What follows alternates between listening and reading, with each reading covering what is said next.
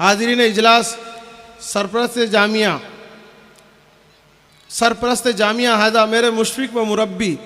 گجرات کی تاریخی دینی درسگاہ جامعۃ القراءات کفلیتا کے روح رواں حضرت اقدس قاری اسماعیل بسم اللہ دامت برکاتہم العالیہ، آپ لوگوں سے دعاؤں کی گزارش ہے کہ اللہ تعالی حضرت والا کا سایہ ہم سب خدام کے سروں پر صحت و عافیت کے ساتھ تادیر قائم و دائم فرمائے۔ اخیر میں سرپرست جامعہ ہذا کے فرزند ارجمند،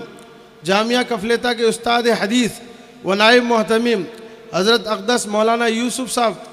بسم اللہ دامت برکاتہم العالیہ، اور اس اجلاس میں تشریف لانے والے تمام علماء کرام، قرائے اعظام اور مہمانان اعظام، برادران اسلام اور میری ماؤں اور بہنیں، اور جامعہ کے تمام محسنین، معاونین، اور جامعہ کو بھلی نگاہ سے دیکھنے والے اور اپنی دعاؤں میں یاد رکھنے والے، اپنی گاڑی محنت کی کمائی سے جامعہ کو پروان چڑھانے والے تمام حضرات کا دل کی گہرائیوں سے شکریہ ادا کرتا ہوں کہ آپ اپنی تمام مصروفیات کو چھوڑ کر ہماری حقیر سی دعوت پر جامعہ میں تشریف لائے